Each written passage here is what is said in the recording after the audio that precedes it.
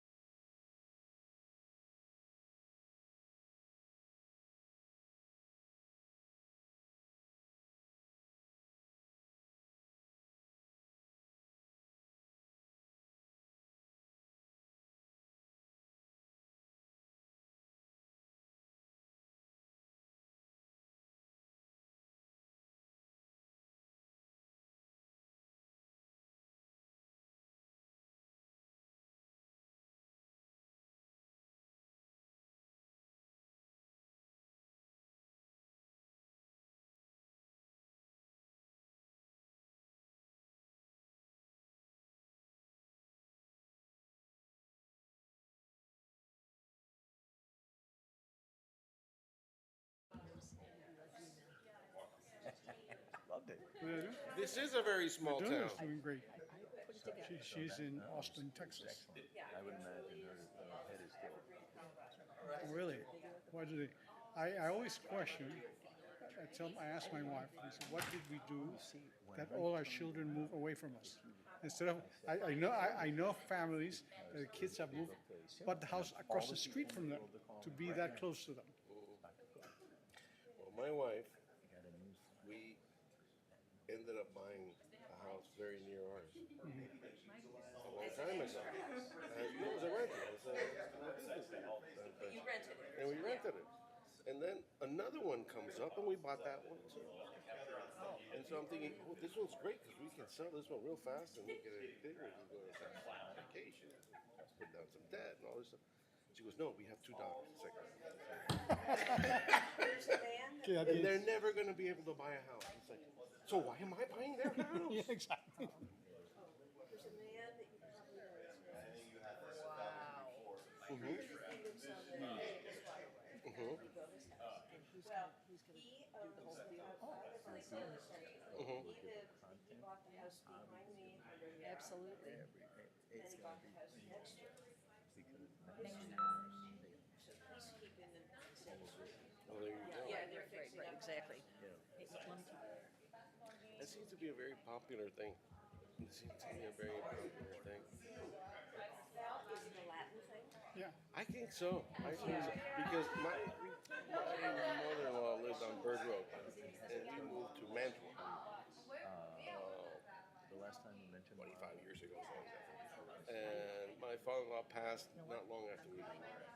And my excited that. wife says we need to move her next door. And she's one of these people. When she says something, and it just happens. I don't know how it works. It's just like magic. So she had me go over and say, "Hey, if you ever want to sell the house, give me." And then she moved, Abby? and we. where's he? That's how I got it. Maybe? Are you Abby? I'm Robert. Ibby's not here today. Oh, he's not here. And what about Chip? He's not here either. Oh, we have quorum though. So we're gonna miss all the. Recording in progress. Good evening. Let's get going. Let's call this meeting to order. Please silence all your phones, and as our chairperson would say, beepers if you still have some. Good evening. This board is comprised of 7 members. 4 members of the board should constitute a quorum. An affirmative vote of 4 members should be necessary for the adoption of any motion. If only 4 members of the board are present, the applicant may request and be entitled to a continuance to the next regularly scheduled meeting of the board. If the matter is continued due to lack of quorum, the chairperson or secretary of the board may set a special meeting to consider such matter. In the event that 4 votes are not obtained, an applicant, except in the case of a comprehensive plan amendment, may request a continuance or allow the application to proceed to the city commission without a recommendation. Pursuant to resolution number 2021-118, the city of Coral Gables has returned to traditional in-person meeting.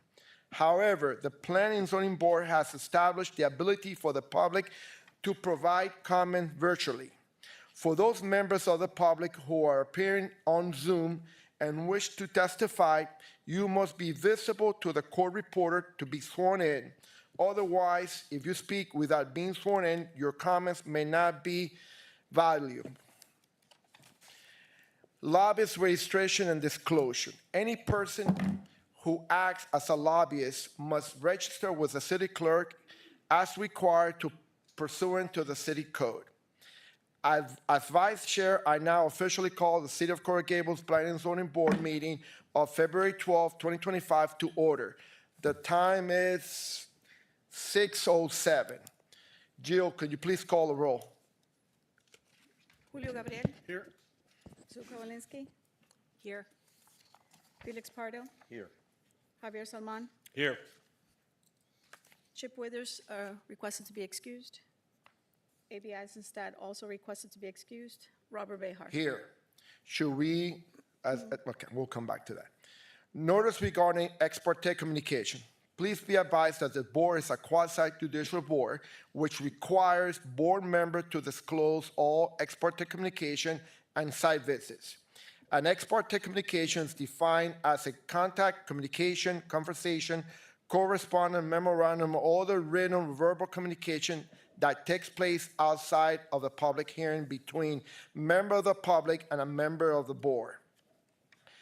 Regarding matters to be heard by the board, if anyone made any contact with a board member regarding an issue before the board, the board member must state on the record the existence of the ex parte communication and the party who originated the conversation. Also, if a board member conducted a site visit specifically related to the case before the board member must also disclose such visit. In either case, the board member must state on the record whether the ex parte communication and/or site visit will affect the board member's ability to impartially consider the evidence to be presented regarding the matter. The board member should also state that his or her decision will be based on substantial, competent evidence and testimony presented on the records today. Does any board member have such communication or site visit to disclose at this time? No. No. Okay. Sworn in, anyone who speaks this evening complete the roster on the podium. We ask that you print clearly so the official records of your name and address will be correct. Now, with the exception of attorney, all persons physically in this chamber who would like to speak on an agenda item before us this evening, please rise to be sworn in.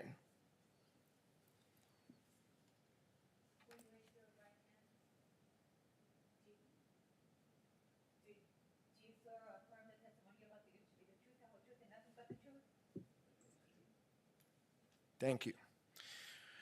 Zoom platform participants.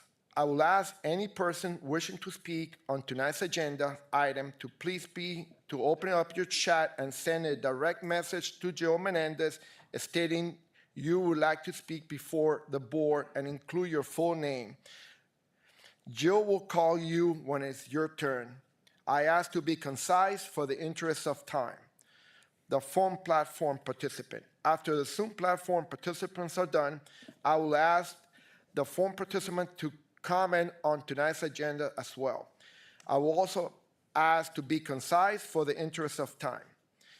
Now I will ask for the approvals of the meeting for January 15, 2025. I move. Second. Jill, please call the roll. Sue Kavalinsky, Yes. Felix Pardo, Yes. Javier Salman, Yes. Julio Gabriel, Yes. Robert Behar. Yes.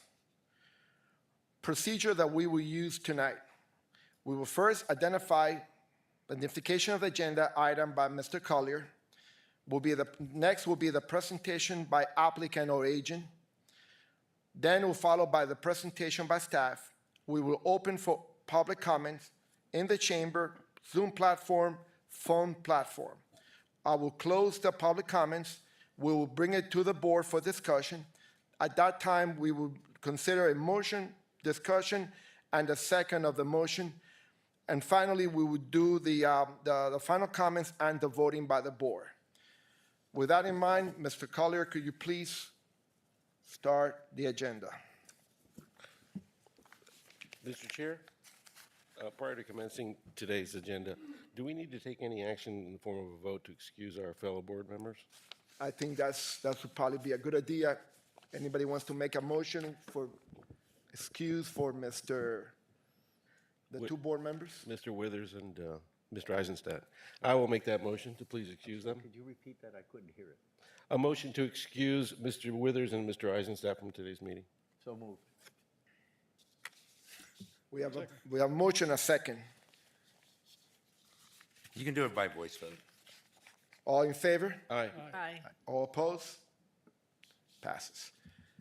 Item E1, an ordinance of the City Commission granting conditional use for building site determination approval pursuant to Zoning Code Article 14 Process, Section 14-202.6, Building Site Determination, and Section 14-203, Conditional Uses to separate two single-family building sites on the property zone single-family residential SFR district, legally described as lots 11, 12, 13, and 14, Block 119, Riviera, Section Number 10, 5810, Missouri, Coral Gables, Florida.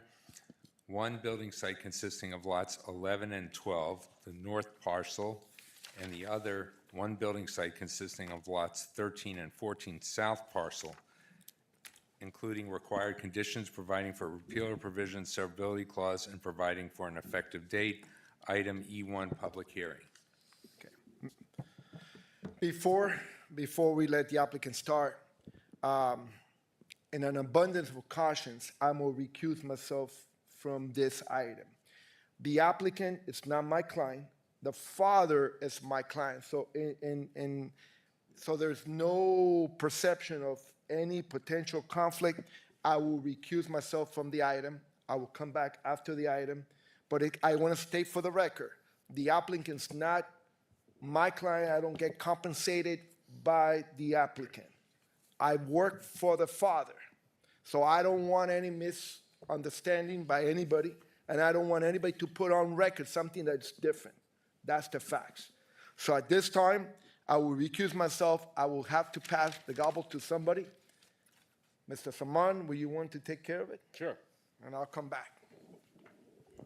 Mr. Collar, do we still have quorum? We do. 4 people constitute a quorum.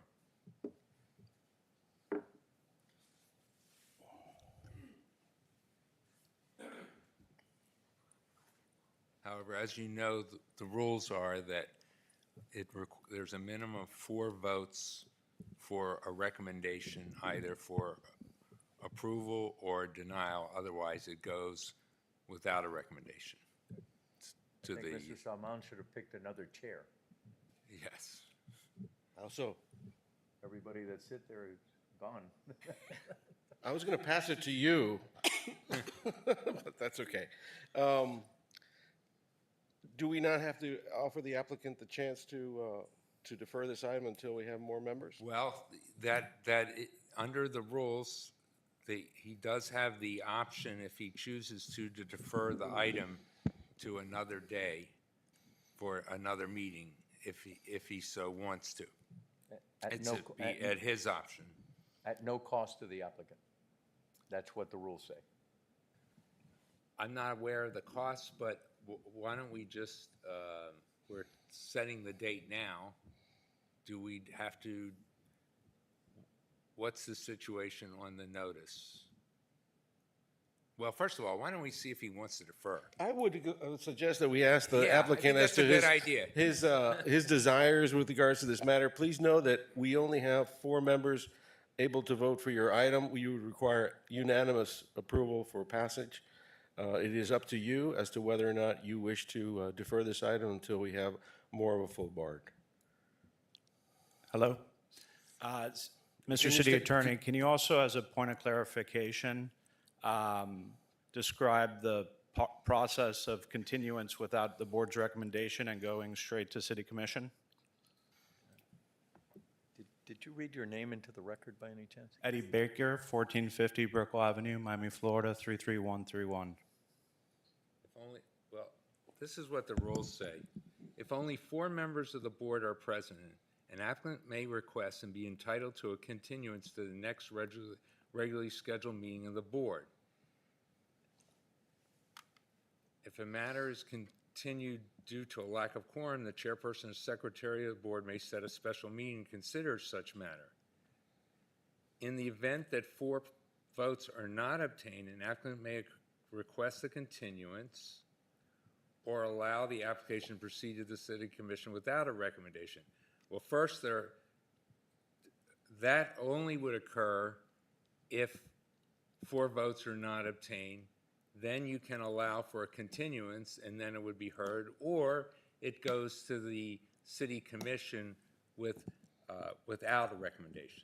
Understood. Thank you. So we'll continue. Thank you. Okay.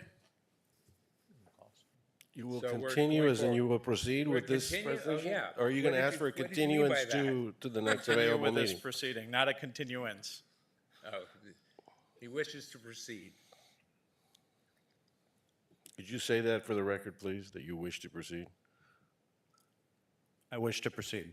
All right, thank you. Because we've been talking about continuances, and it's very confusing. Ambiguity, right?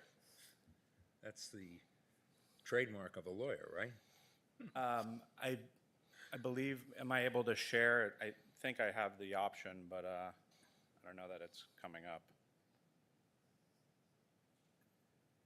CGTV, can you please allow him to, okay, there you go.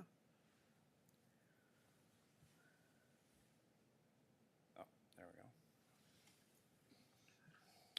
So thank you, board members. As you recall, we were before you previously, and this presentation was largely the same. I won't go into great detail, but rather just highlight the changes since the last time we were before you.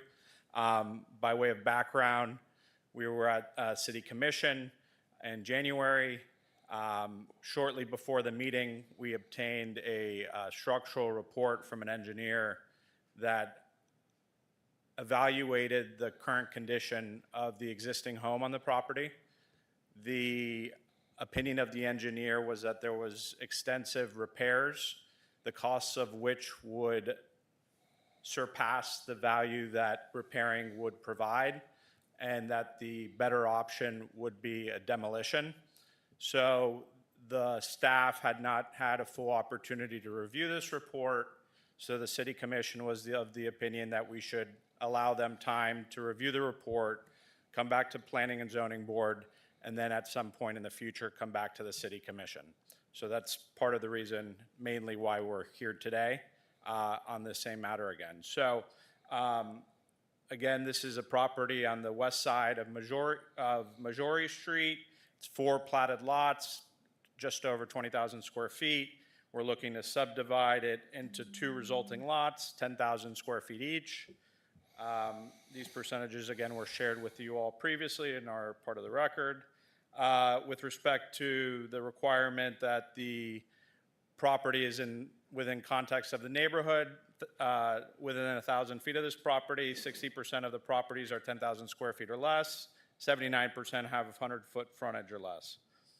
I will highlight here the 50 letters of support. Since we were before you, we canvassed the neighborhood.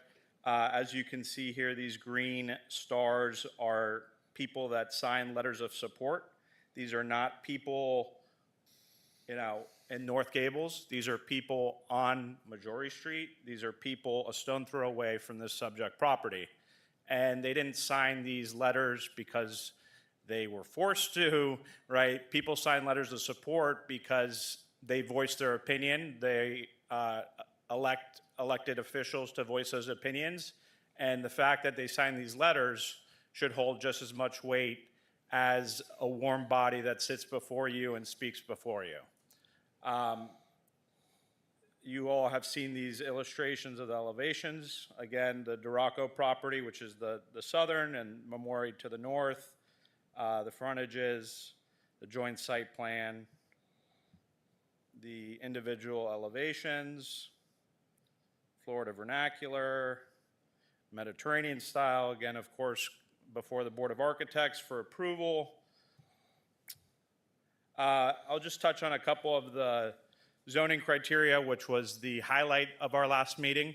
Part of the reason that we are of the belief that the criteria can be met, despite the recommendation of staff, is that this B criteria here is really our biggest obstacle, at least in the views of staff. The reason being that upon approval of this subdivision, you would have a existing home that straddles the resulting property line, creating obviously setback nonconformity. Excuse me. But of course, there's this language that's bolded and highlighted there that says if there's a voluntary demolition, right, the property owner voluntarily demolishes the property, that is a automatic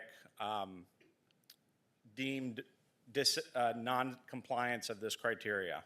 So the position that we are trying to explain, we tried to explain to the commission, and we will explain to you again today, is that the state of this home is not something that would be voluntarily demolished. It has had natural, be it termites or just natural degradation to the point where it's a very costly rehabilitation, right? So this isn't a voluntary demolition, but rather one that was caused by nature. Mr. Chairman? Yes. I don't want to interrupt the presentation, but just for clarification, for me, maybe for all of you, you said the commission, so this was remanded back to the planning board? Because I don't think that was clear in the packages we got. Yes, it was in the description, the summary from the staff, that this had been submitted to the commission and it had been approved. Is that correct? It was submitted to the commission. At that time, there was testimony raised by the applicant about potential issue on whether it was voluntary or involuntary demolition. The commission said, well, since staff hadn't seen a report yet of the applicant and had not, and this was not heard by the Planning and Zoning Board, there was a decision by the commission to remand it back to you for consideration in light of this testimony, and then you would make a new decision on it. And just to make sure, the only testimony is whether it was a voluntary demolition. The additional, there was full testimony of the application. But in addition to what you all heard, there was this additional testimony about their meeting the criteria because they contend that it's an involuntary demolition.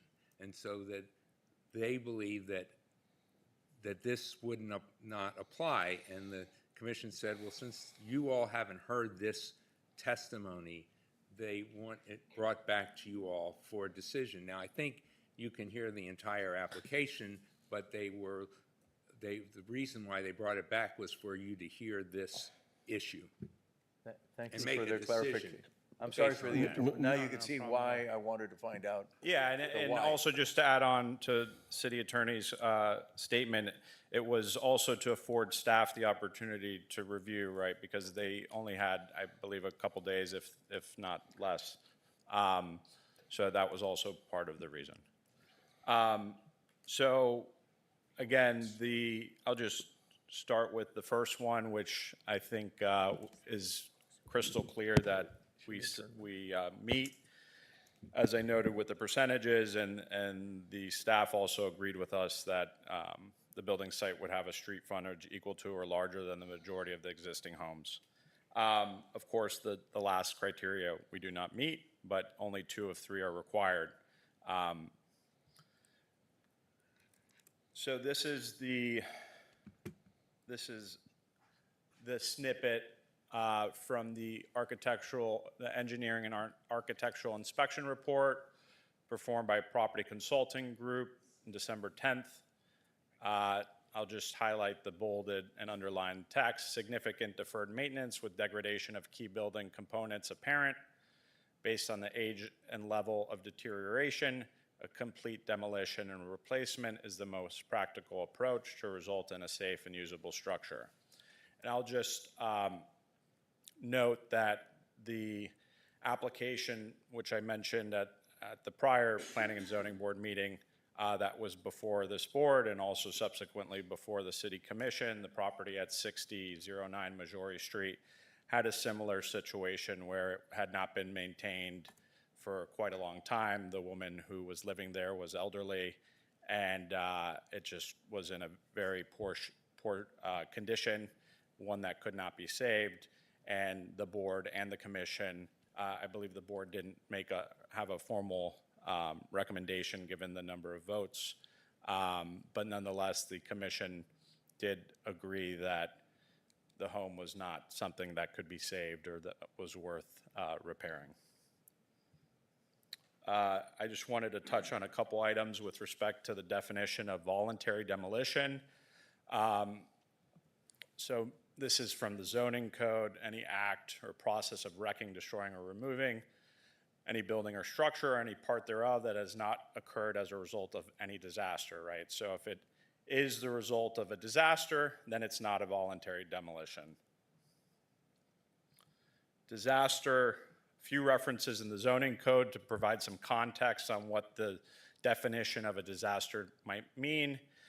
And there's only 5 references. 4 of those 5 references explicitly say either natural or man-made, right? So natural and man-made disasters, I think we all kind of understand what those are.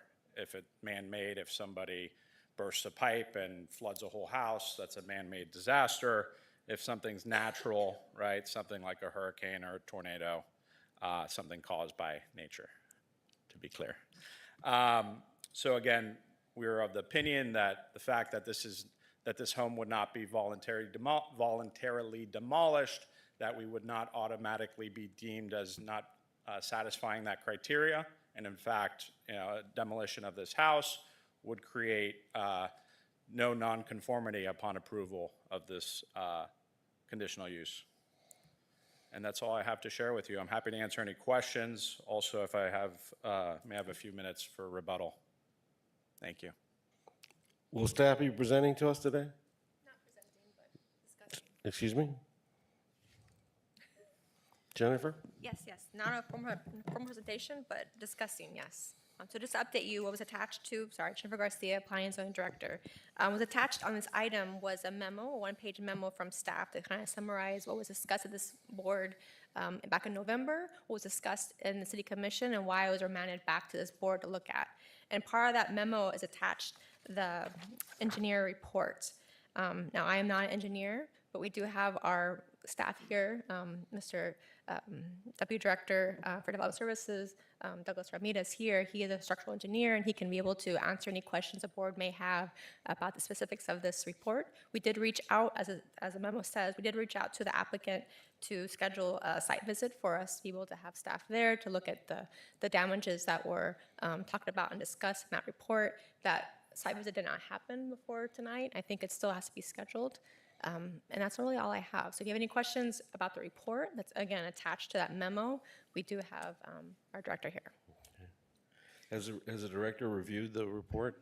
Yes, he has. Is he capable of rendering an opinion as to what Of course. the validity of that report is? Please?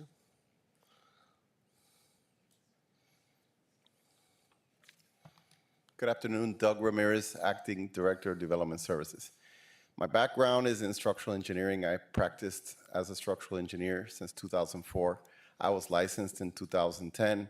The state of Florida recognizes me as a structural engineer, and I've written many reports similar to this one. So I leave it to your judgment whether I'm qualified or not to render an opinion on the matter.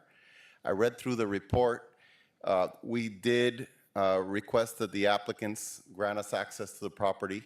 The report made many statements, but it did not provide sufficient evidence quantifying the concerns that the report states. I can go into detail with what it says, but when I would write a report like this, when I was in the private sector, I would be very careful that if I was making statements about whether or not a building should or should not be demolished, whether or not something was feasible, I would quantify it in some way. I would provide evidence in photographs as part of the report. There is insufficient backup in this report to substantiate the conclusions that it reaches. That's the bottom line. Staff understands that sometimes report writing can be very gray, so that's why we requested that access be provided so we could see the building ourselves and see if we agreed or disagreed.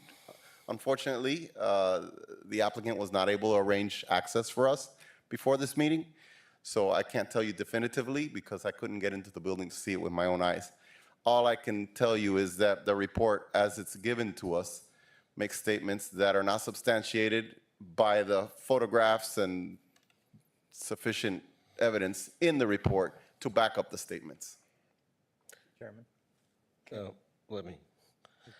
I was going to ask if he could clarify, because he didn't say that he didn't say the report does substantiate, one way or the other.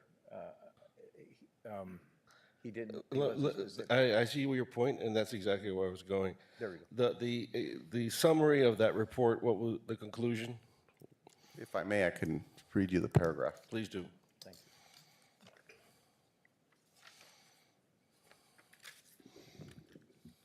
Conclusions. The existing structure is highly aged and in deteriorated condition. Rehabilitation of the building is not economically feasible due to age, poor condition, termite damage, mold and water intrusions, code compliance, and structural issues.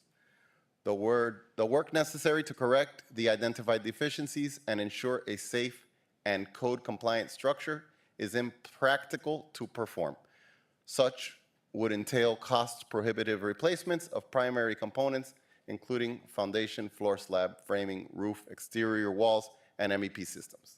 The cost for rehabilitations is prohibitive and far outweighs the more practical alternative for full removal and reconstruction. Okay, that's pretty definitive. Question, has the city declared the building an unsafe structure? No. Would such a determination be made upon inspection by you? If we could get into the building, we would be able to make a determination. The photographic evidence would not support that. I'm going to ask the applicant one more time. Do you want to defer this item, or do you want to continue forward?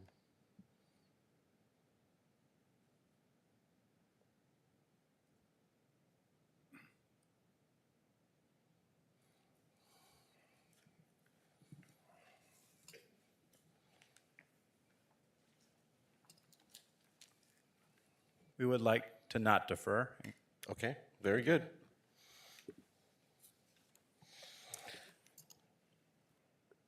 Do we have any members of the public that wish to speak to it on this matter? Yes, we have a few that signed it. Okay, let's hear their testimony. David Hartnett.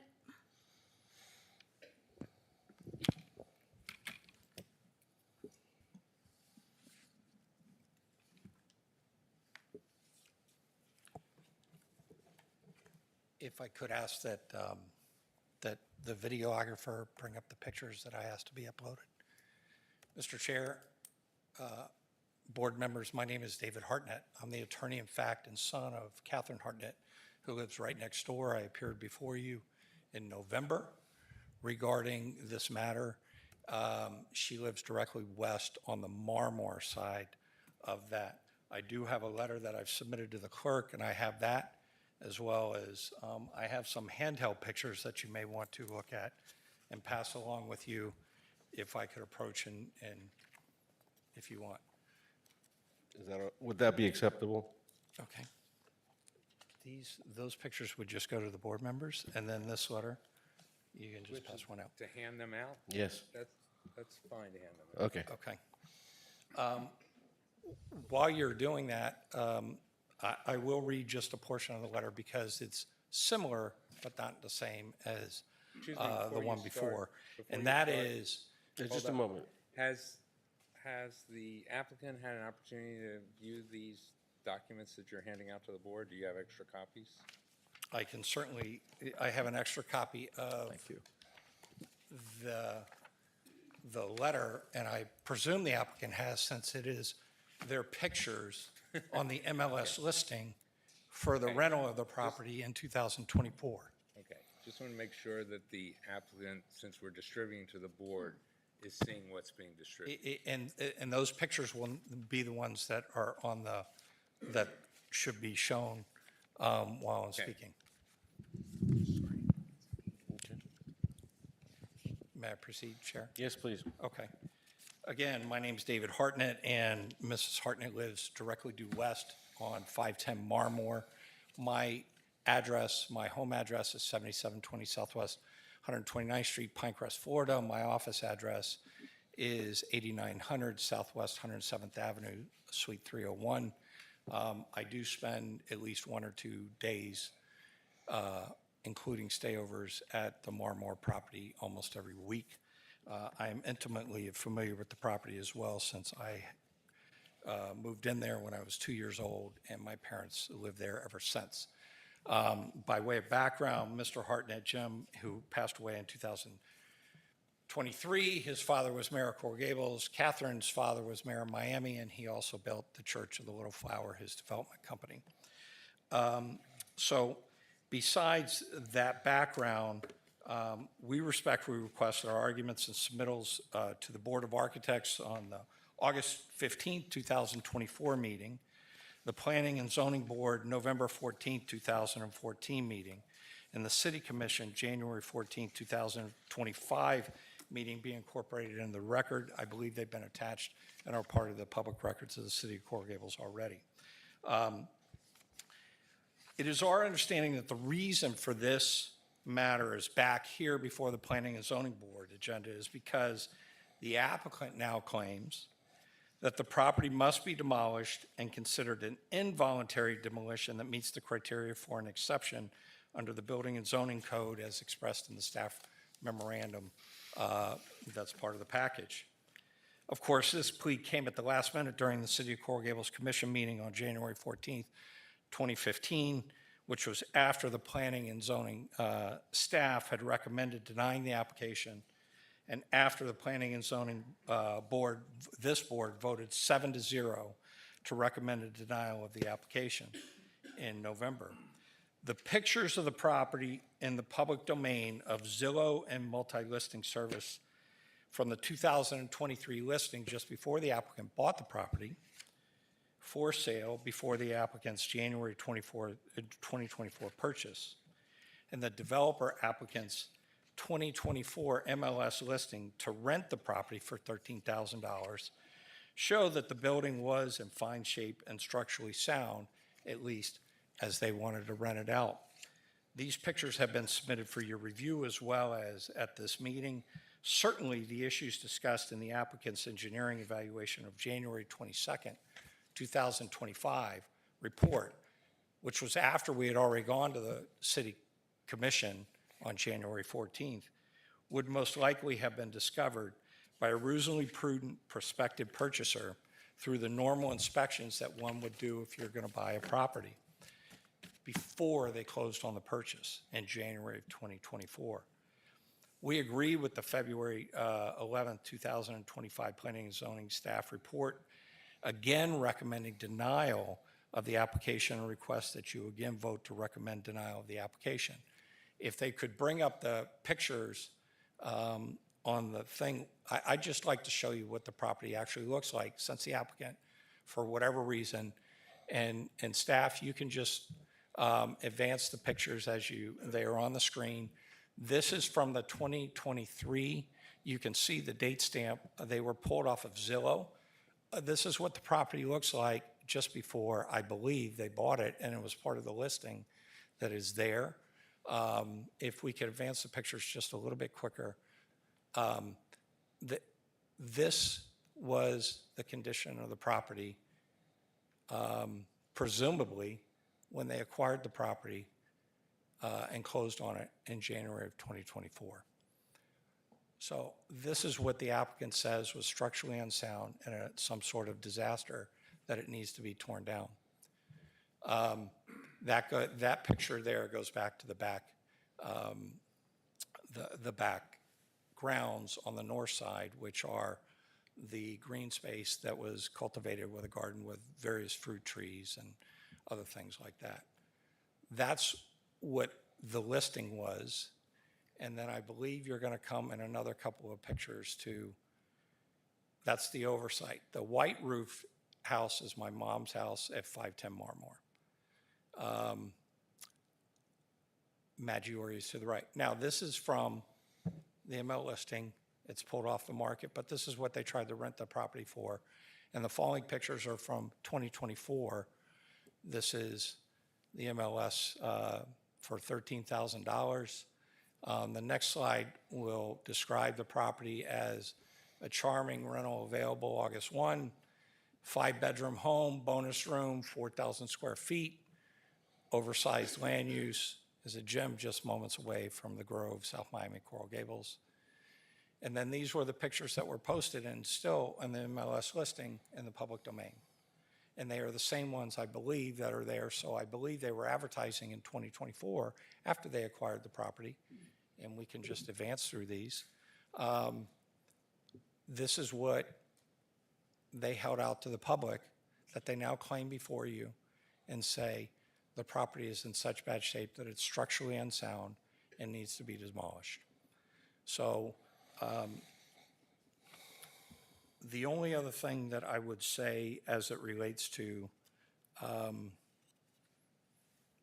this application and the exception of which staff recommends you deny it is, I had referenced before when I was before the board, the City of Coral Gables itself took a position in 2016 related to the closer development and its right to defend its restrictions. This property, if you recall, is a little more unique because it also has attached to it restrictive covenant that says you cannot subdivide the property. Now, the commission took that out of the ordinance from the start of this application. It took it out back in, I want to say July or August of 2024, as a condition that would be part of the criteria, which also would be there. But in the city's brief to the Third District Court of Appeal, it argued and cited to the city's code, which says, and I heard the words of economic feasibility as to what's best as to, do we have to tear it down or can we repair it or what do we do with the house? That's not a disaster. And part of your code that's in the city of Coral Gables specifically addresses that economics is not the only thing, it is the best use of the property. So when we're talking, now that may be as to other development things, but the point is this, the code is there not because some people that live in 5,000 square foot houses away from it. The code is there, and my mother has the specific standing as the adjoining property holder, even specialized more, says the Third District Court of Appeal, to argue against the applicant as it's traveled here, which is subdivide the lots, put 2 4-bedroom, 4,100 square foot, 2-story homes that go corner to corner. And if the staff would just, there was discussion at the end of this board's meeting in November, if the videographer would just pull up the PDF. I went back and just looked. There was a lot of focus that was on Maggiore. And I believe board member Salmon said he grew up close on that street. I certainly know it well.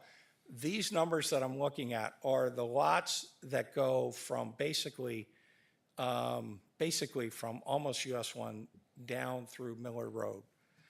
Of the 5 blocks north of the applicant's house that they want to tear down, when they say it's 50%, and I know the code says 1,000 square feet as to what you look at as to the criteria, but there was a lot of discussion, even from board member Behar the first time around, about, well, what's the lot size on the street? Well, I went back and looked. 19 of the 21 houses from Marmore directly on the north side of that property to Miller Road are greater than 10,000 square feet. Most of them are 12.5s. There's some that are 18,750. There are some that are 17. On the other side of Marmore, on the San Vicente side, there's a property that is 3/4 that's 17,000 plus. So when we're talking about the need to subdivide this to build it into the area or whatever, we still maintain that it does not satisfy that criteria, even though staff says it does, as to does it blend in and be part of the true neighborhood. But the reality is this, that house does not have to be torn down because it's had a disaster to it. It's no different than the structural repairs that go on for various properties. The fact that they went out and got an expert to somehow opine that there's some repairs that are necessary or a termites there that for whatever reason they didn't identify through an inspection or whatever, you see the pictures. That's what they held out to the public in 2024, and we respectfully request that you uphold the deeds, restrictive covenants, you enforce the zone, and go with staff's report, and again, deny the application by unanimous vote. Thank you very much, unless you have any questions. Any questions for the applicant, for Mr. Harden? I have a brief question that has to do with the fabric of the neighborhood. The fabric of the neighborhood, based on the streets that you're talking about, average over 10,000 square feet. So if you turn and go a couple more blocks or something like that, then you'll see properties that are maybe less than the 10,000 square feet. One of the questions I have, possibly for the applicant's attorney, is that a petition was signed. And petitions can be sometimes deceiving. Can we see the wording of the petition that was provided to the neighbors that you said all those people signed?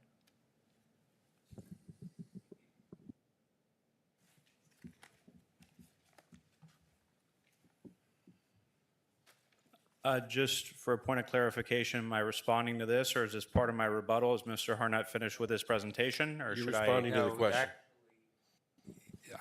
Well, he's responding to a question from the chair.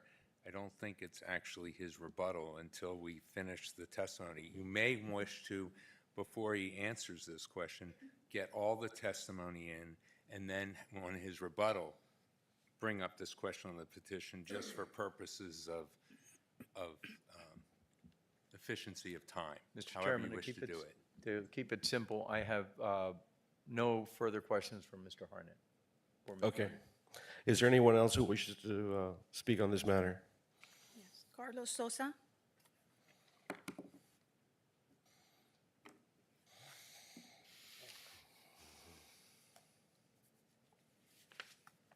Hi, my name is Carlos Sosa, and I am a structural engineer. For the last 60 years, I have worked in building concrete buildings in Venezuela for 40 years. And here in the United States with my son, I have done remodeling of houses, buying houses and remodeling them and selling them. Mr. Chairman, I apologize for the interruption, but can we get his address? for Yes, the I was record, going to get please? to that. Can we get your address, please, sir? I live right in front of the property we are evaluating. I live in 5811 Mayores. 5811. Okay, thank you.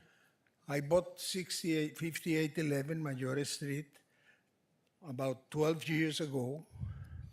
It's a house that has been built almost at the same time, 70 years old.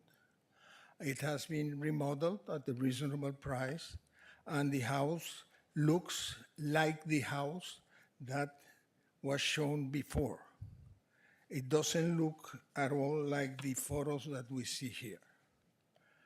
I only want to stress that these photos do not present information that, as a structural engineer, allow you to make the conclusion that it has to be demolished.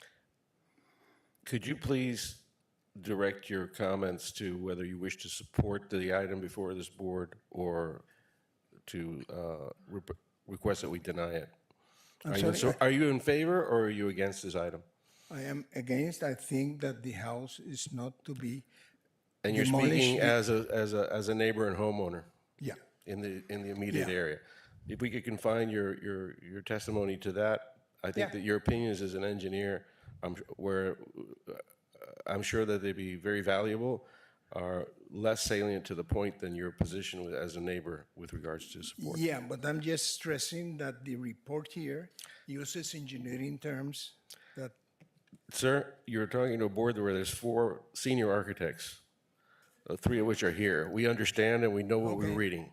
So Okay. thank you. thank you. I appreciate your coming forward. Is there anybody else who wishes to speak on this item? Francisco, Senor?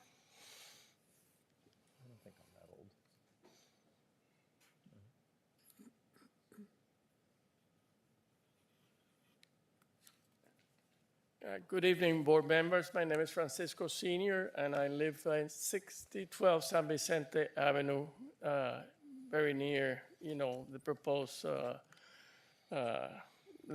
that we're looking at today. Well, we already looked at it back in January, and I expressed my discontent about, the proposal. I was in favor of the staff decision to deny it.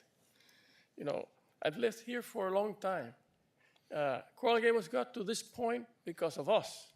They've been living here for a long time, and we like to live the same way.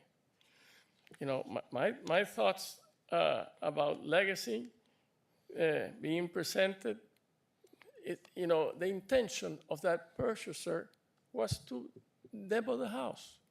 Let's look at the intention. Now they try to say that it was not it's not a voluntary definition. They start bending things. 50 letters from residents. If you invest the same amount of money that they have invested in getting those 50, you could probably get 100. It's a matter investing money, getting, things. But anyway, the last few years, I have seen how many of our residents have not been happy with some of these developments that have been approved in the past. Longtime residents, like the ones that helped build the city of Coral Gables, are the ones that helped us build the city of Coral Gables the way it is today. Moving forward, we should be cautious in taking into consideration the residents that will be affected by splitting this building in two sites, allowing two homes to be built to the max. They will have more square feet than if only one house, is built on this site. The owner can legally make one big house there and it still be smaller than the two that they're trying to make.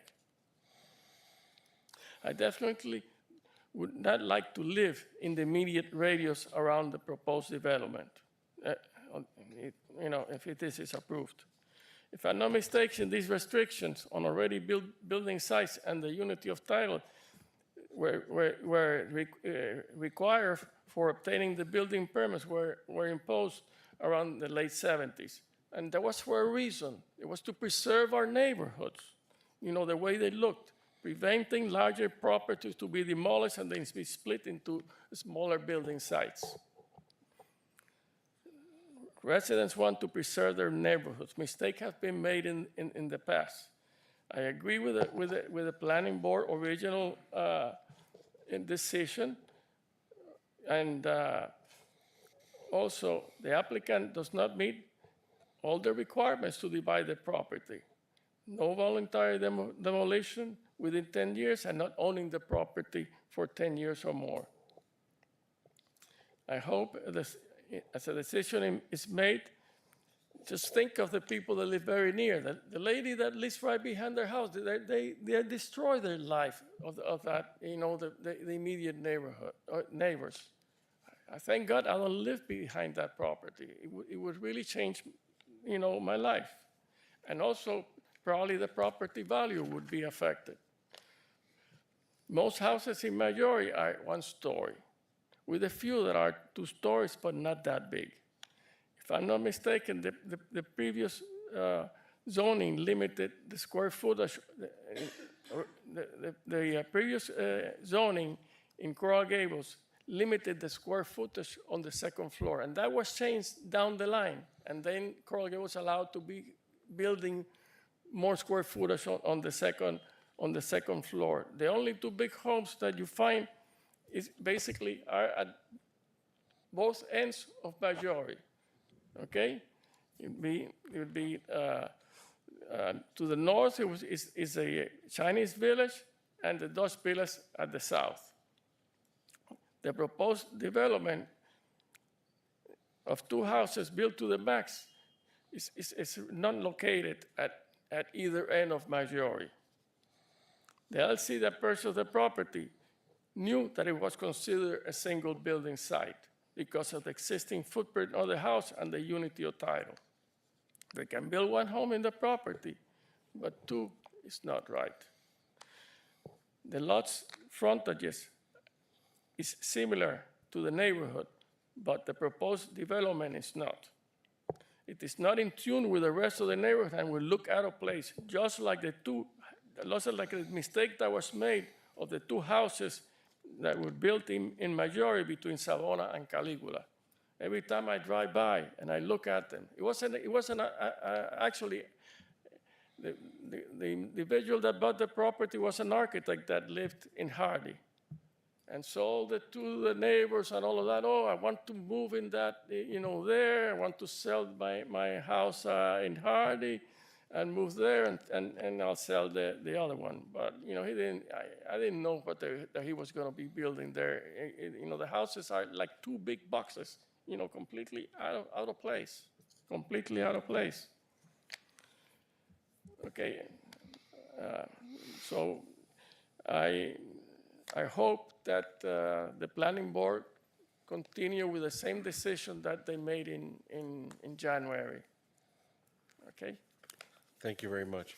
Is there anyone else that wishes to speak on this item? Alberto Just a minute, Espino. I think we have a live one here. We have 2 more. 2 more, okay. In the interest of time, could you please confine your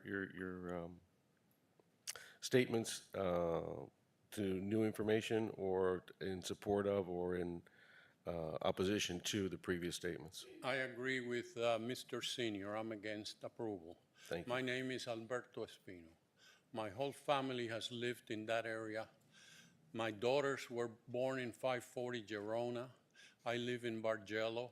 I own 2 houses in Aduana. My daughter lives in 5511 San Vicente and owns 2 houses in Marmore, one of them 534 Marmore. I have another daughter in Vittorio, so I represent the whole family, and we hope that you will not allow the division of the lot. Thank you. Thank you for your attention and brevity. Somebody else? Anyone else who wishes to speak? Yes. Oh, I'm sorry. He did say his address. His number, the number address, he gave everybody else. You gave, yes, you gave all your friends and family. Can we have your address just for the record? 515 Bargello. Thank you. I thought I heard it. Okay, go ahead. Hi, good evening. My name is Marlon Ebert, and I live at 6510 San Vicente Street. For those of you who do not know that part of the city, Maggiore, once it crosses over Hardy, goes 2 blocks and it becomes San Vicente, and I live in that block. I'm here, basically, I don't know anything about the demolition, but I'm here to say that I remember, I'm sorry that Chip Withers isn't here tonight. I remember asking him in the 20 years that he was on the commission, how many lot splits happened in Coral Gables? And he said, I could count on one hand. And I think that that's what really makes a difference in Coral Gables, that we aren't all cookie cutter lots, all the same size. In my block, just south of Hardy, I have a lot that's 25,000 square foot, not my lot, a neighbor's lot with one house. These are all one house lots, 19,000 square feet, 16,000, 11, 10. I mean, they're all different, and I think that's what defines Coral Gables, that we aren't all exactly the same. So that's my point. Please don't let them subdivide this lot. Thank you. Do we have anyone online that wishes to? No. Anyone on the phone? No. Having heard all the testimony in the room, let's close it for public. Okay, that's fine. I thought he could rebut after we close the public. Well, technically, I know we say that, but technically, it's still part of the public hearing, so then he Okay. can close it. It's Fine. really, it's a technical thing. It's a not dumb big- technical It one, isn't. isn't it? You know, It's I agree totally with you dumb. about They that. should close the public and then he can rebut at that time. That makes more sense. Whenever you'd like me to come up or sit down, just let me know. No, go ahead. It's fine. Shall I proceed? Yes, please. Okay, thank you. Board Member Pardo, just to address your question. So the letters of support were all submitted to Planning and Zoning Department as part of the record. These were not, it was not a petition that was circulated. There were letters that were handed out and homeowners sent them back, either via email or via mail, post mail. I'm sorry, I may have said petition, but I meant, what is the content of the? I will read you the letter. I am familiar with and strongly support the conditional use application to allow for the construction of 2 single-family homes on 10,000 square foot lots at 5810 Missouri Street, as I believe it will be beneficial to and in keeping with the neighborhood. And I stress the last point because part of the discussion, as one of the neighbors alluded to, was the alternative, right? I discussed this at the last hearing. I don't think we got the presentation up, do we? I was having an issue connecting to show you because we did have some renderings, and that was what I think fueled a lot of this support, because the people in the neighborhood don't want the alternative, which, absent Board of Architect review for design elements, is an as-of-right 7,000 square foot, 2-story home. So I can try to pull it up, but while I do that, I'll just go ahead and address some of the comments that were made by the neighbors. So to speak to Mr. Harnett and his mother, who's the neighbor, right?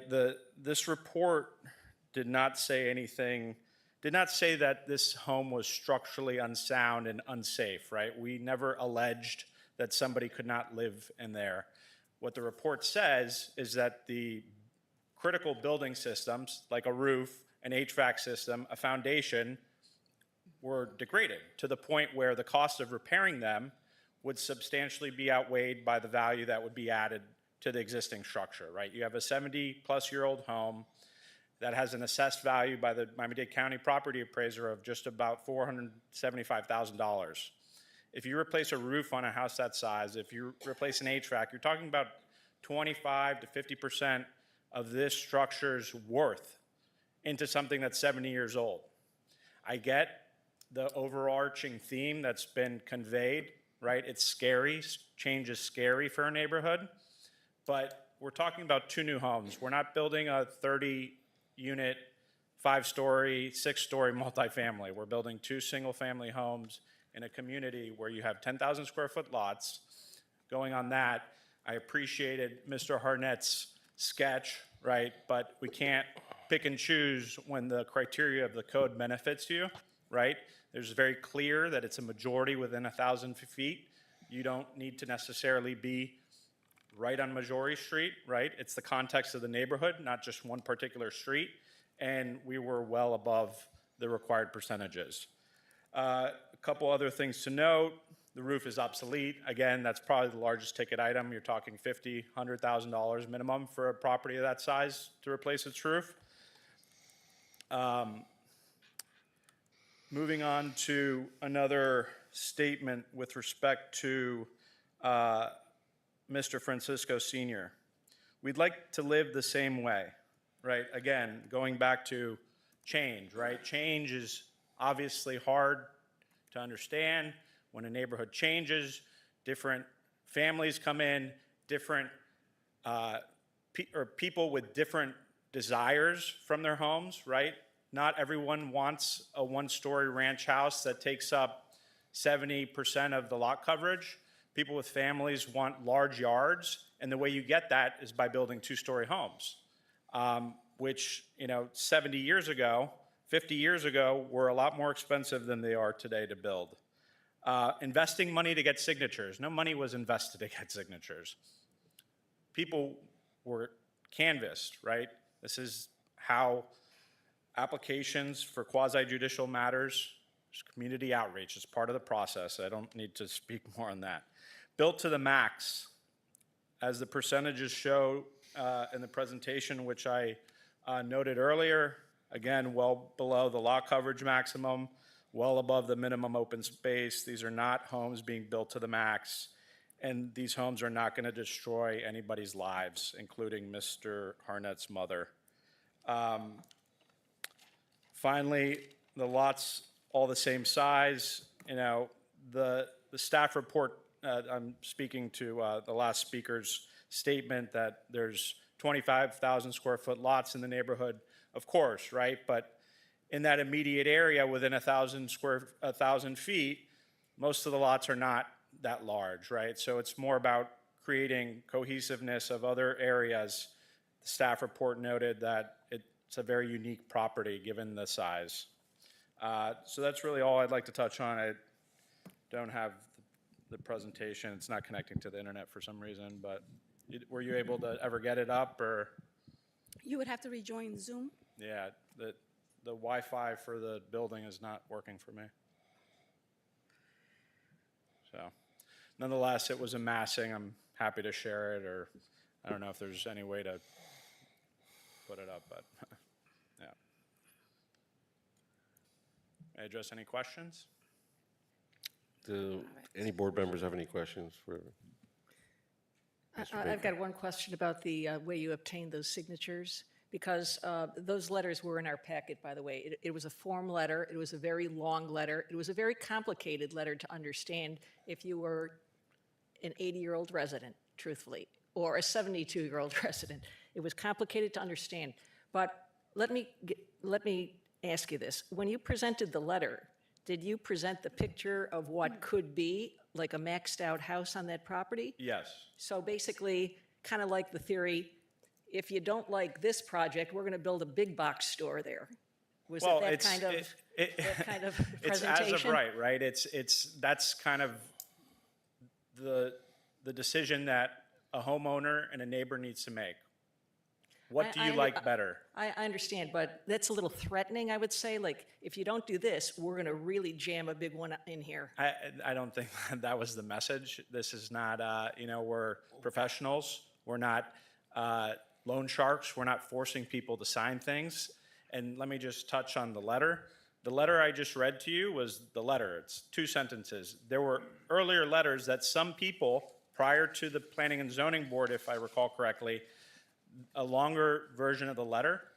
Largely the 50, if not maybe 30, 40 of those letters were the 2 or 3 sentences which I just read to Mr. Pardo, which are part of your Well, package. what was in our packet was the long version, and I'm reading this and I'm saying, my God, it's a lot to digest. Even the first sentence was a lot to digest, okay? So I'm just saying, it's almost sounded like threat. I mean, if your project was so great, why did you have to say "or else"? I did not say or else. No, but by the mere implication of showing them a maxed out one. It's not house about on a showing a maxed out house. It's showing people that what can be built there either by us, by anyone in the future. When we had our community meeting that's required by the code, the overwhelming tone, absent a couple of the people that are here today, was we don't really want a huge house there. We want a couple houses that are more in keeping with the neighborhood. That's the point of it, right? All right, that's the only question that I have, but I have more comments later. Okay. Close the public. Let's close the public hearing if Thank you. that's it. Is there anybody else who wishes to speak on this matter? Hearing none, I hereby close the public input. Do I have a motion so we can open discussion? Yes. I'd like to make a motion to deny the application, again, based on the staff report. That's the motion. Okay, do I have a second? A second. We have 2 seconds. Okay. Is there any discussion on this item that we wish to Mr. Chairman, I'd have like with to make, regards to your motion? I'd like to make a point if, unless you.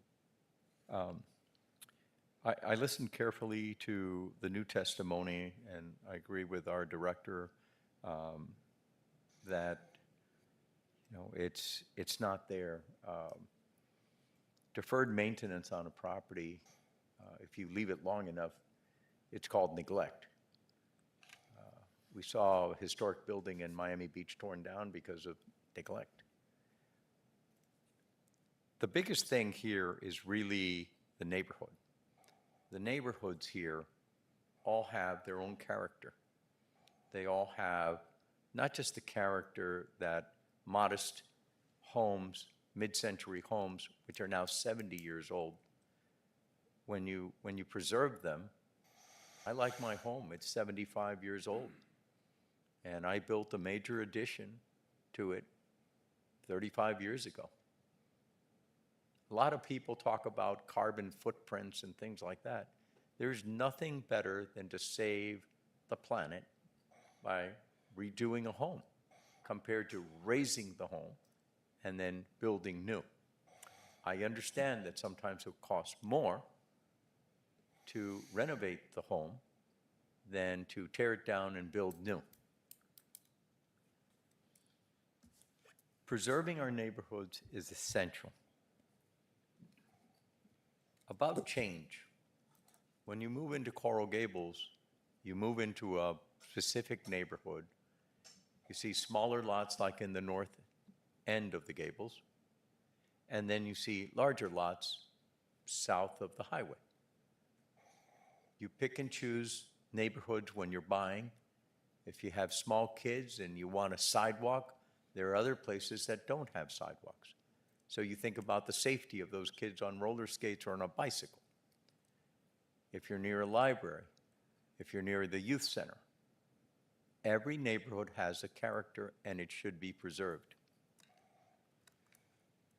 The covenant that was signed by Bob Zahner, a good friend of mine, who was a great city attorney, that was done many, many years ago. And covenants used to be a bond that you can rest assured that it would be preserved. And I know that it can be removed by the commission, but I think it would be a mistake to remove it, because once you remove one covenant, it doesn't matter how many covenants you remove.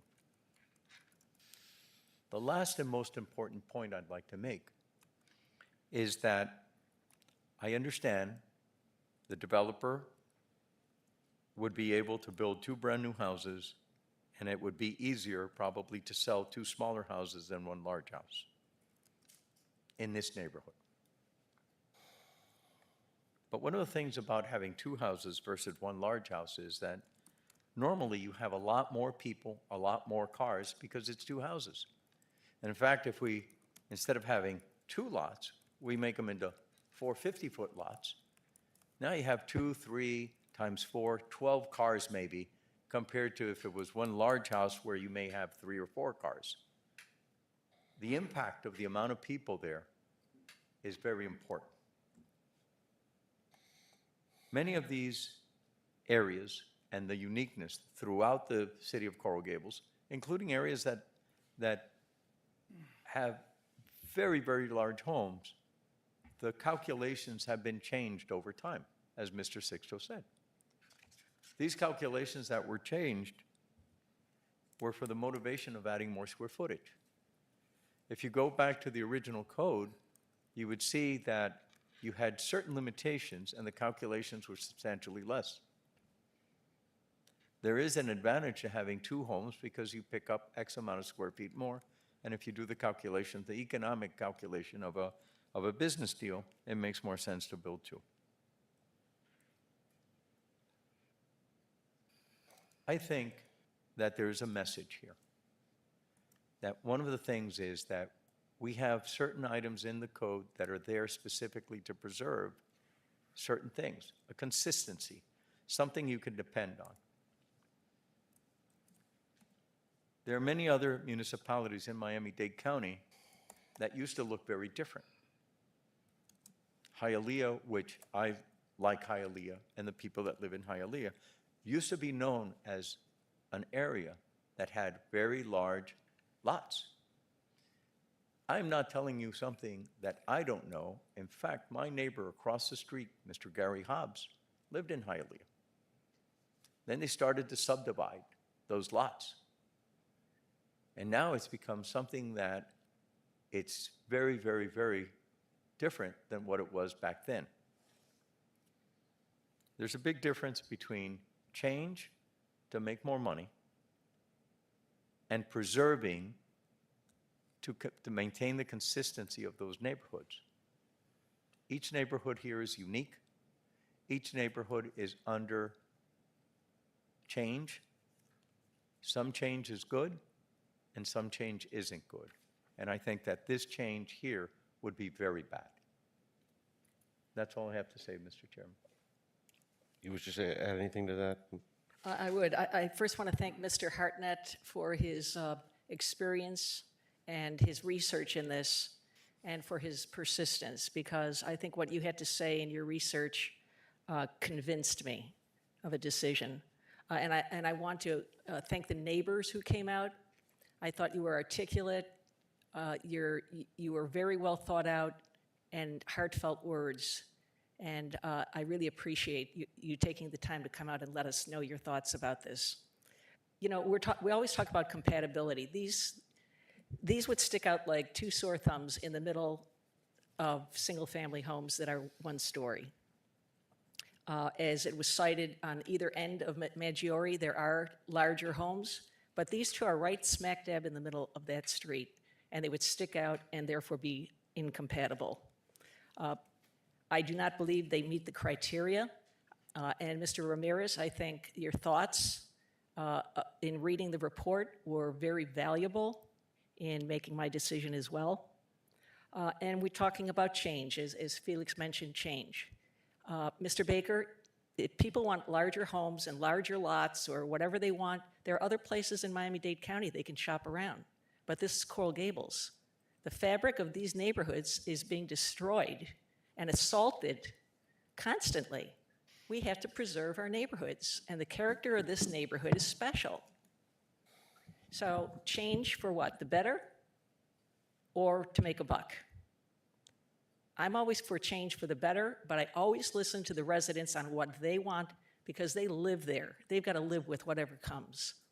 So I appreciate your thoughts on that, but I've made my decision. Thank you, Sue. Julio, do you have anything you wish to add? None.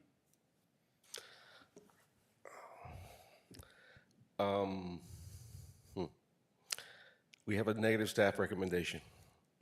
Item 2 of the requirements for approval of this item, the lot split of 5810 Majority, fails on number 2.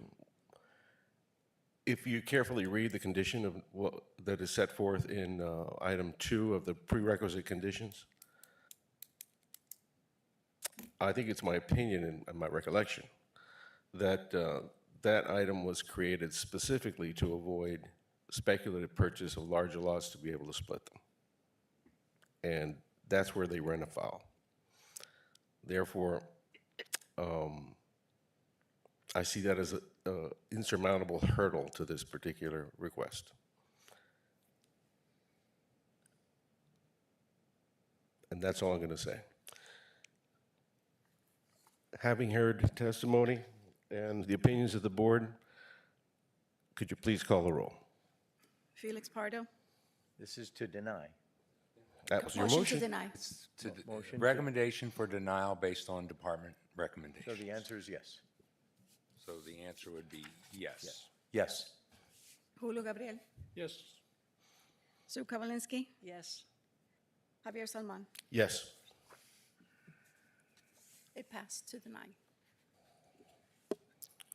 Mr. Chair, you want to take like a 3-minute Let's take a break? 5-minute break if we can, but let's try and keep it short So we can get the. so we can get to the next item. Recording stopped.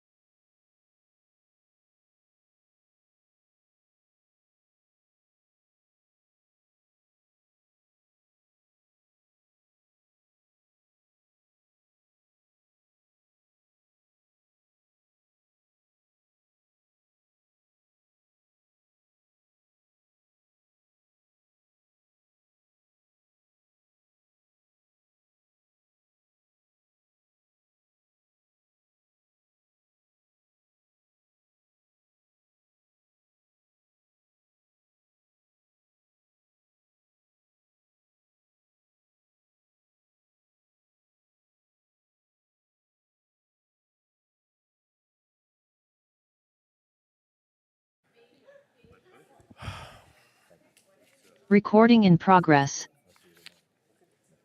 Okay, we're back. Mr. Collier, if you could please read the next item on the agenda, please.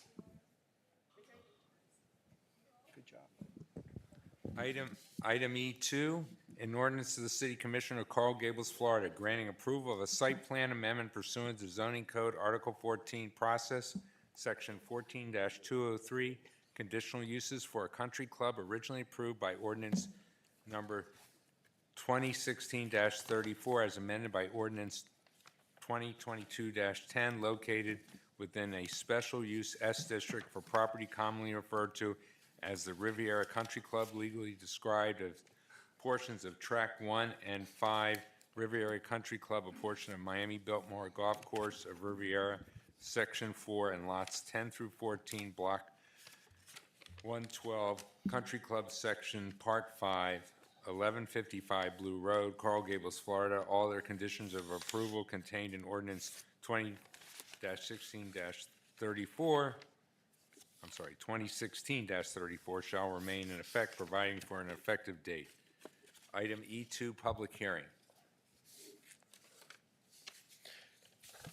The applicant, please. Thank you. Good afternoon, board members, staff. Nelson De Leon with Locust Architecture, address 500 South Dixie Highway, Suite 307, 33146.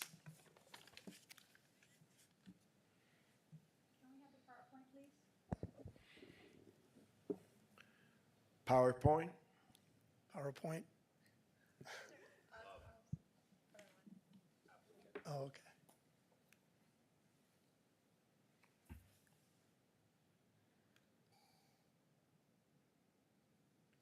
Am I controlling this thing, or is? No, they're probably searching for it. Oh, okay. Okay. There we go.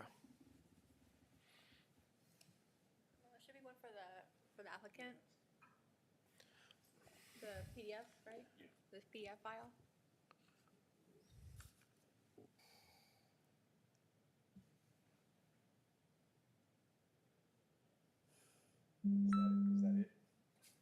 No, I'll present yours. Applicant PDF? There it is, there it is. Okay. Thank you. Thank you, board members. I'll try and be brief, and then as I'm presenting, I can circle back if you need me to explain anything further.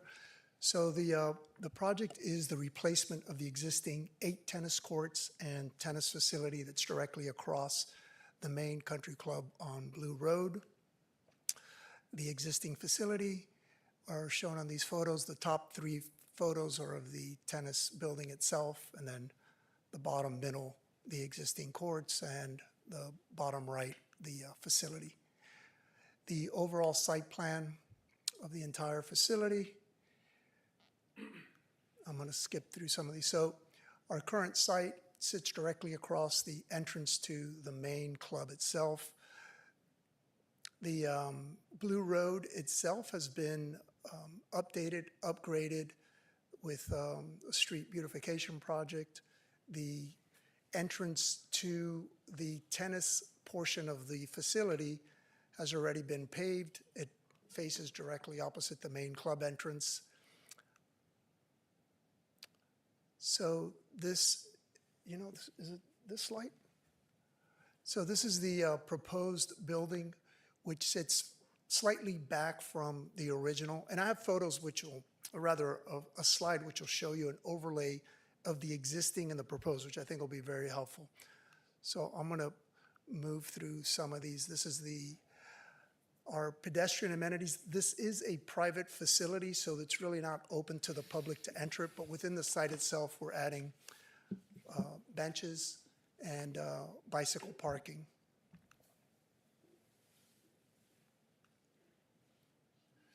The parking lot itself, for the most part, exists as is, but it is going through modifications to comply with current code, with current parking widths, and with circulation within the site itself, and adding additional landscape areas.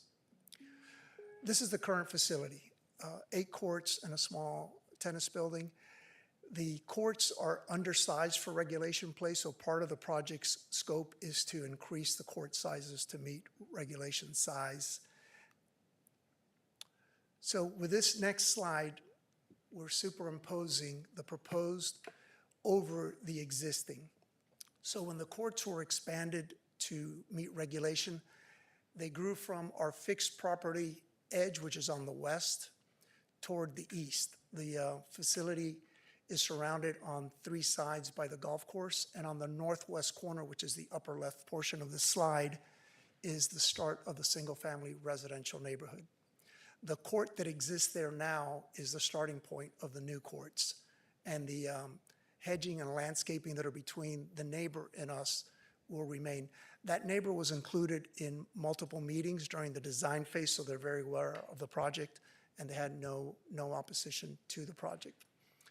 The tennis facility building itself has been pushed back with the court surrounding it. So the new building, and we'll see this in the elevations and the renderings, is designed so that the second floor of it acts as a mezzanine veranda to overlook the tennis court play below. So in the expansion of courts 1, 2, 3, we lost 5 parking spaces along the west edge. The rest of the parking lot, you can kind of see the overlay in red dash over what was there already. And it's more than anything a series of adjustments to comply with current parking.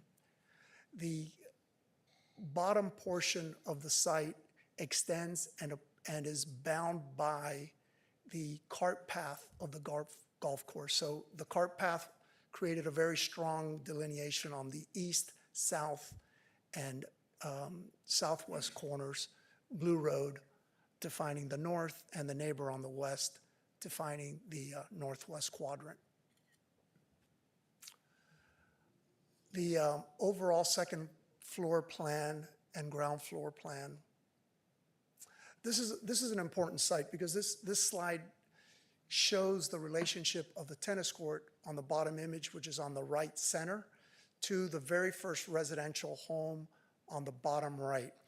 The scale of the building was very much designed to fit in more so with the residential context than with the commercial context of the existing club across the street. So you could see scale-wise, the roof lines are about the same height.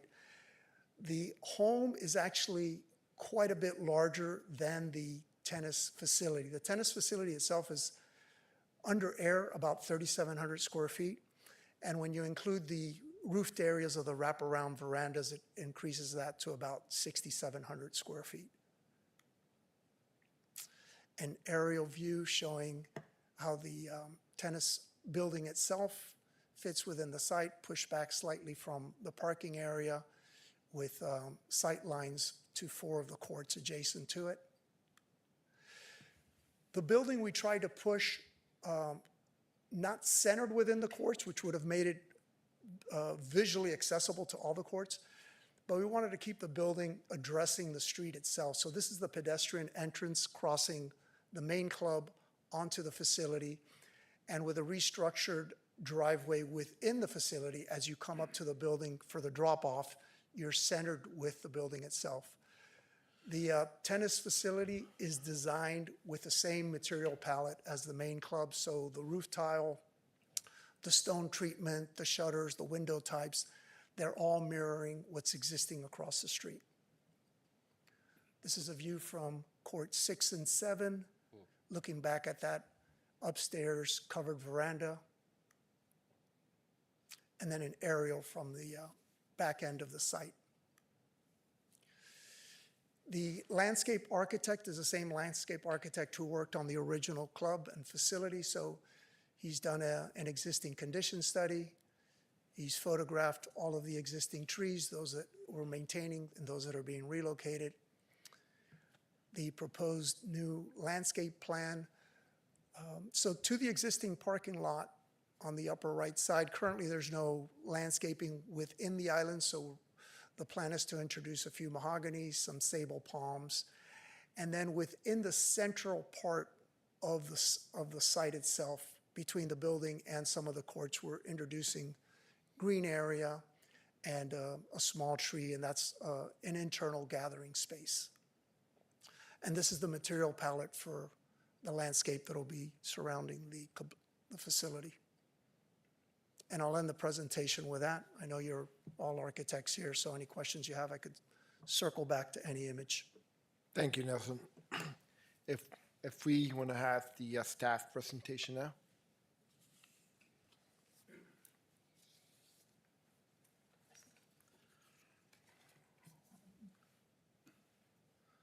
Right, good evening.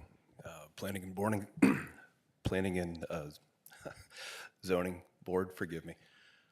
Craig Southern, newest member of the Planning and Zoning team. All right, let's see here.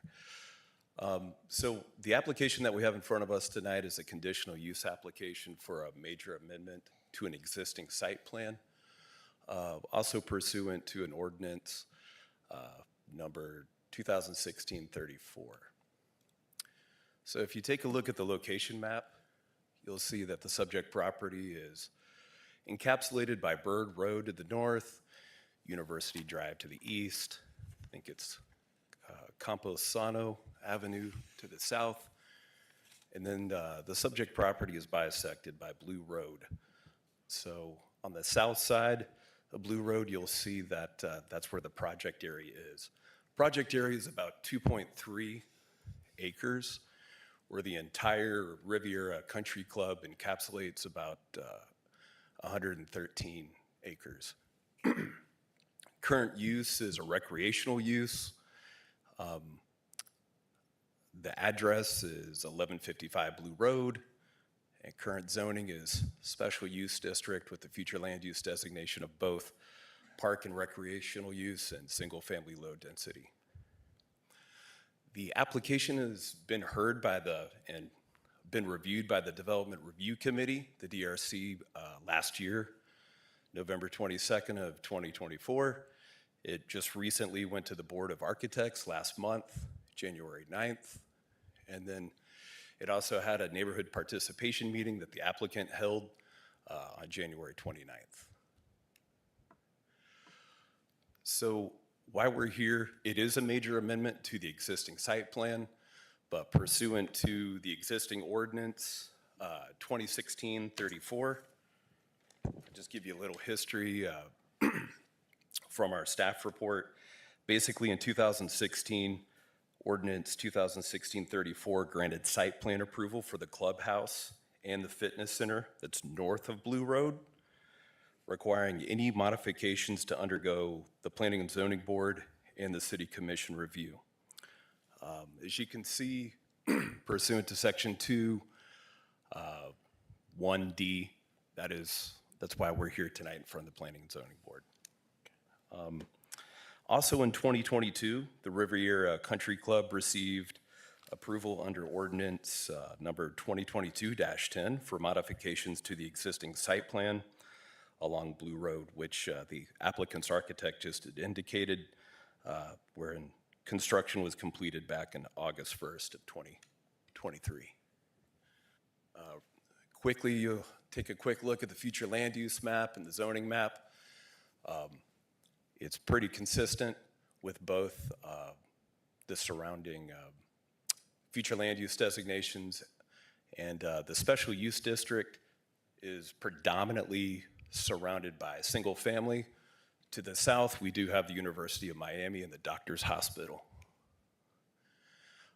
Quickly, we'll take a quick look at what the existing conditions look like. The applicant's architect did a good job of describing it, but we've just got some photos for you here of what the existing tennis court and facility look like. So when we delve into the site plan, it's predominantly, it's completely consistent with all the site development standards of our zoning code. It's far below the floor area ratio requirements. It meets all of the setbacks. We don't have any flood zone issues. So once again, I'll briefly kind of delve into the staff report in the sense of the proposed site plan includes a new 2-story tennis center designed in the island British colonial architectural style, the reconfiguration of the existing 8 surface tennis courts will now meet the United States Tennis Association tournament standards. Modifications to the existing parking lot to incorporate additional landscaping, relocation of the dumpster enclosure, installation of bicycle racks, the extension of a sidewalk along the public right-of-way to provide a continuous pedestrian access along the north side of the tennis complex, which is on the south side of Blue Road. And basically, this just helps to enhance the club's connectivity with pedestrian activity, landscaping, and traffic circulation. So once again, you can take a quick look at what is being proposed by the renderings. We'll break it down one more time. The review timeline. DRC, last November. Board of Architects, the beginning of January of this year. The neighborhood participation meeting was at the end of January of last month. Currently, we're having the Planning and Zoning Board meeting presently, and then there are 2 city commission meetings for the ordinance to be heard. There were 792 properties that were notified through the 1,000-foot radius. Multiple public notifications. 2 times letters were sent to all the property owners, the 792, for the neighborhood participation meeting and tonight's meeting. 3 times there are property postings for DRC, Board of Architects, Planning and Zoning Board. There's been 3 website postings for the DRC, Board of Architects, and tonight's meeting, and then a newspaper advertisement for tonight's Planning and Zoning Board meeting. The staff report intricately delves into the consistencies of the comprehensive plan. So staff's determination is definitely that it meets all of the requirements for the comprehensive plan's goals, objectives, and policies. So staff's recommendation tonight is for approval with conditions pursuant to the conditions that were contained within the original ordinance of what brought us here tonight of Ordinance 2016-34. There are no conditions in Ordinance 2022, but just that there's an ordinance attached to the subject property. So staff does make a recommendation of approval with conditions. Thank you. Thank you very much. And congratulations on your first presentation to us. Good job. Good to meet all of you. At this time, I'm going to open up to the public comments in the chambers. Mr. Chairman, can we limit it to three minutes apiece? I think so. We have a packed house, so we're going to keep it to 2 minutes instead. Seeing none, we're going to close the public hearing in the chamber. I'm going to open up to anybody on Zoom platform, Jill? No, Anybody on the public, on the phone? no. Okay, seeing none, we're going to close the public comment, and I'm going to open up to the board discussion. And I'm going to start with my right. Julio, please. Any comments? I find no problems with it. Thank you. Javier? Good. Can I just go ahead and make a motion? Well, we got to just save it for. But use that as an excuse for discussion. And then we can just go through it. Go ahead. I'd like to make a motion to accept the staff recommendation for approval. Okay. Second. Sue, any comments? Just out of curiosity, you said you're going to have an increase in car traffic, not very much, but why would you have an increase in car traffic if basically the footprint is the same?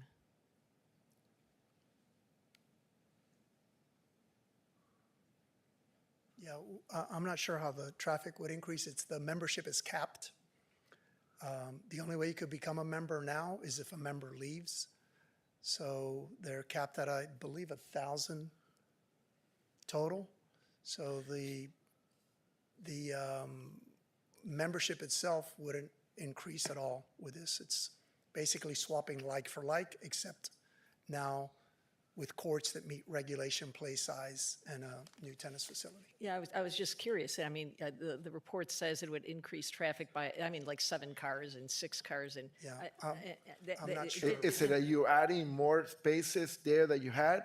No, Maybe? we have a net loss of 5 parking spots on that side because of the court expansion.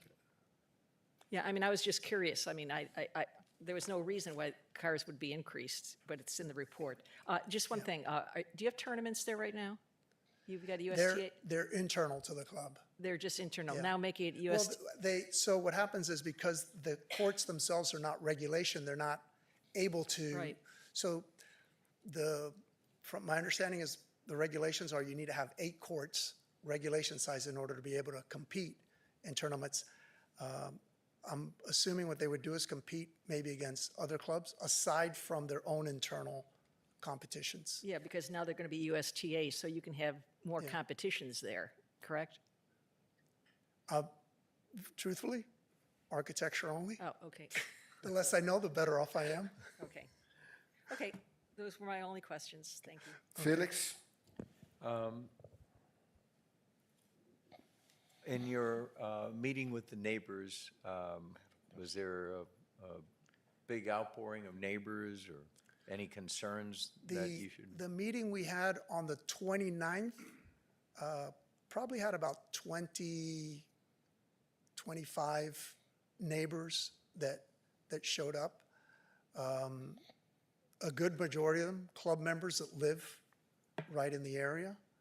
So I think it was more of a curiosity as to what was going to happen. No objections? No, certainly no objections to the design or to the tennis courts or to the existing parking or changes, no. Well, I think that you did a very nice job Thank you. in bringing that up to standard and also putting in the 2-story building. The 2-story building is very similar to the Kerdike Tennis Center next to the Biltmore Hotel. Very, very similar. And obviously the style and everything is in keeping with all the refurbishing that the country club has done over the past few years. You've also done improvements on Blue Road that have made it a much better, a safer community for pedestrians and people on bicycles and all the different things. The other thing is that because you have the tennis courts on ground level and the scale of the building itself that is substantially less than the adjacent homes, is also in keeping with the community. So I see that this is not only a win for the country club members, but a win for the existing neighborhood. It's very compatible. Thank you. Thank you, Felix. I have one question, please. First of all, it's a beautiful project. I have no problem with it. But when they did the country club, we were without practical use of Blue Road for years, and the conditions were horrible. Do you foresee any kind of work that's going to be involving work in or on Blue Road? Yeah, certainly not impacting Blue Road at this time. The idea is to phase it, take out 3 courts, use that as a staging area, build the building, do the first 3 courts in the front, and then flip the staging area to the parking lot and finish the other 5 courts. So there's no water and sewer improvements on the roadway, there's no widening of the roadway, there's nothing? Addition of a sidewalk, which was.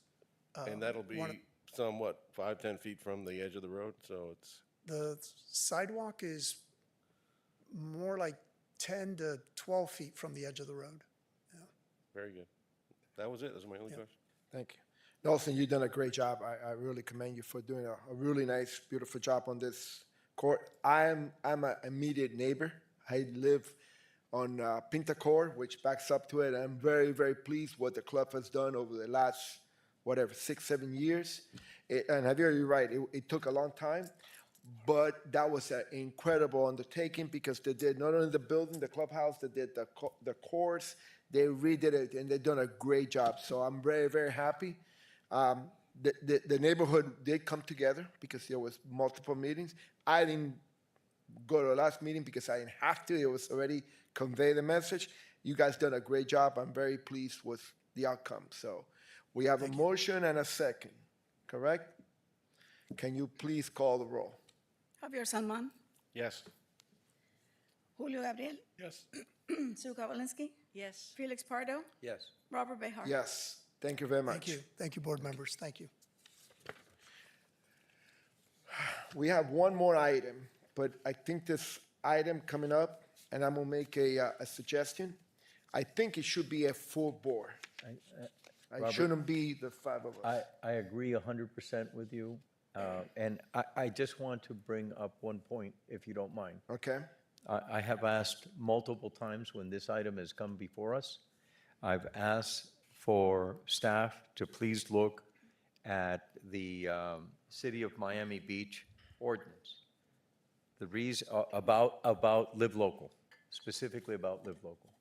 The way that the section is written there, which is clearly separate, we don't know what the future of Live Local is. It could be expanded, it could be reduced, it could be whatever. When you have it there separately, I think it does a lot of good. I understand what staff is trying to do with the parking and the TDRs and the other details. They could easily be put in the new section where the TDRs and the parking and the other things would be in a separate section. I think it would be clearer, it will have less confusion for any applicant, and also it would be a much better tool, I think. And the other thing is that this is also an opportunity to also put certain constructs that can be added to Live Local if it's looked at very carefully. So I'm making that suggestion now, I think for the third time, and I would like, you know, if that's a bad idea, I would like, you know, staff to be able to give me a reason why, but I think that it would be a cleaner solution, and it would be something that we as a whole, with all the members, should consider. I think that as a whole, members as a whole should be, I'm not sure if that's a staff or that's a legal interpretation or for them to look at. Because, you know, I don't know if staff have the authority to modify Live Local. No, I'm sorry. The format.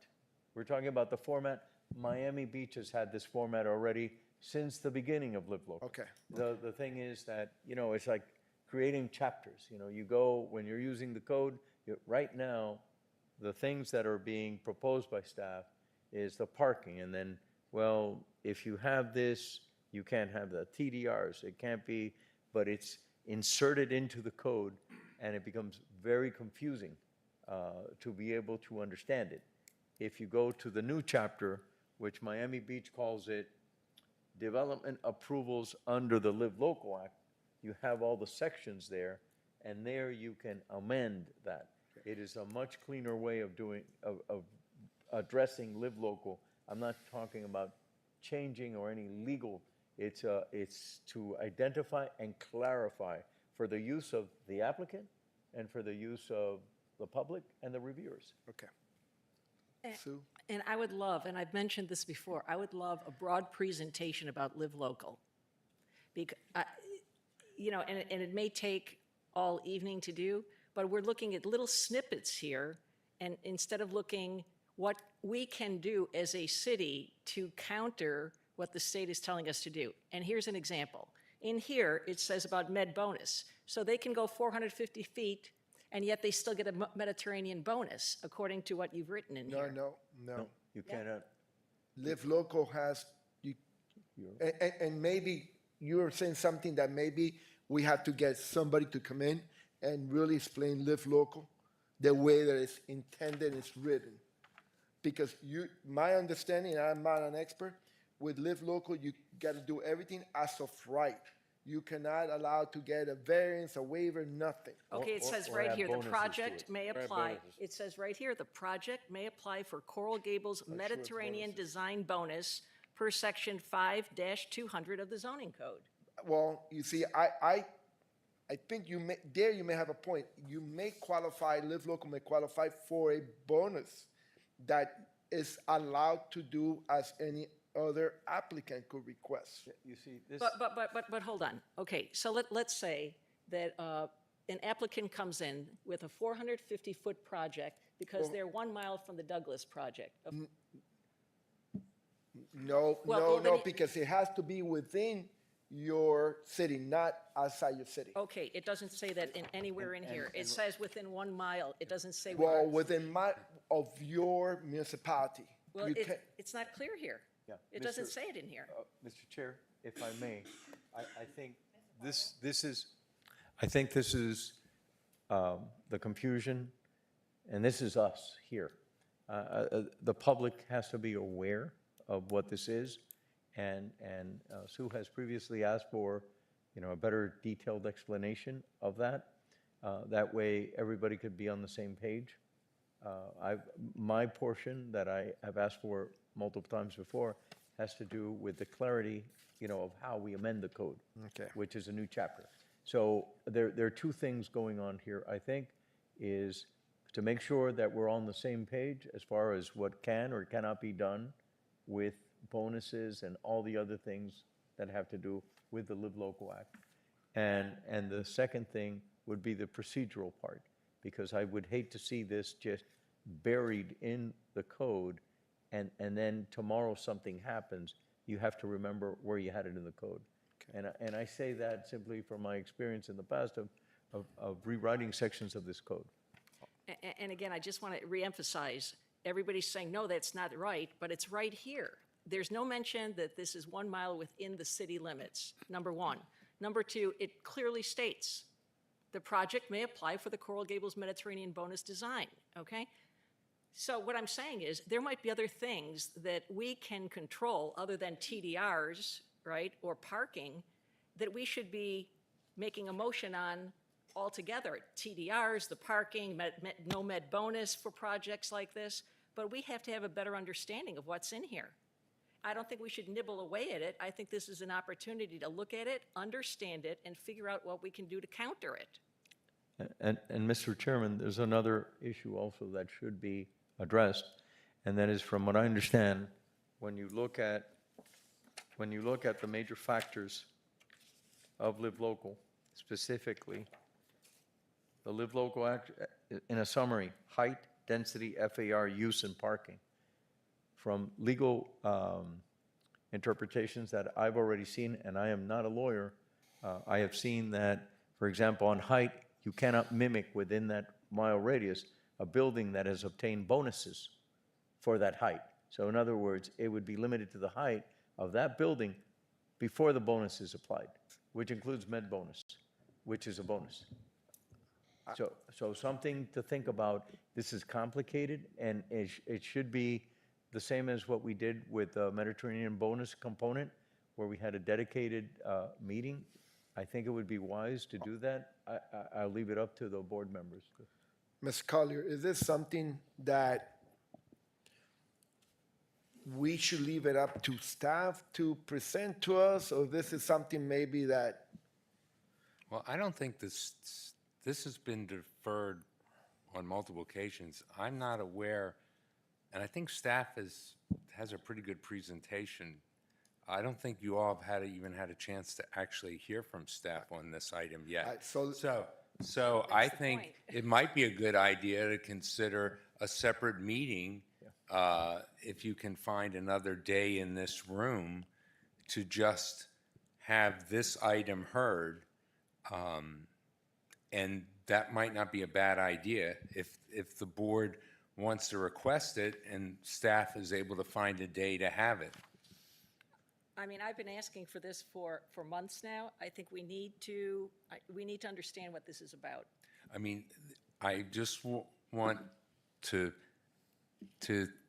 level your expectations a little bit. This is a preemption from the Florida legislature. This is not something that local governments have elected to do. The legislature has determined you will do this. So there are limits to what a community can do, and I think what staff is trying to do is try to get exactly what we're able to accomplish, and whether it be in a separate section or in the code, I mean, that's up to the. And I appreciate that, but like I said, med bonus. I don't think South Miami has a med bonus. We have a med bonus. It's unique to Coral Gables. We should be be saying that, this is unique to us and it should be excluded from projects as a result. This is a privilege, it's a bonus. But we may not be able to do that. We may not be able to do that because the statute really clear says that whatever you're allowed to do as of right, because, med bonus may not be as right, but you have the right to request it. Everybody has the right to do that. So an applicant is coming in with a SB 102, the live local, in my opinion, and I don't want to play the legal, but has the right to request for that. Under our zoning code, but this blows away our zoning code. But within our zoning code, of course, you can apply for a med bonus. Doesn't mean you have to, you can apply it for something. And doing the live local, if you're allowed to do that for one application, you could do it for another. I Mr. Chairman? think the issue is the height and what the limits are on the height. So, and they look to, unfortunately, within a mile of your jurisdiction. That was an interpretation. But you don't get, when you look at the height, you don't get the credit for any bonuses when you're looking at what the maximum height is. So you can't, a building, when you're looking at the tallest building, if that building got an extra 4 or 5 floors because of a bonus, you don't get that. But what I'm saying, there's a building 450 feet right now in Douglas. If somebody So comes you in. can, nobody could do in Coral Gables a 450-foot building. Why? The It's within a mile. No, it's a different Out of the municipality, and that's clearly stipulated. Yeah, That's- it's within the city limits. With the city. Okay, well, where is that in here? I Well- don't see it. Well, it's part of the state law. I don't know if we. It's a state law, we don't even need to. Right. Mr. Chairman, what I'd like to ask Mr. Collar is, it's, we know what they say they can do, but they also have limits. What we need to understand is what they can do and also what the limits are. Right, and I Because think it- that I think if you all give staff an opportunity to make a we haven't really had a formal presentation by staff. Right. We're talking all around it, but you haven't given staff the Let's do opportunity. something. Let's So wait for the let's next. Let's, if you want to have a let's table special this. meeting, Exactly. Let's table do this that? to the next meeting, and staff will do the presentation in the next meeting.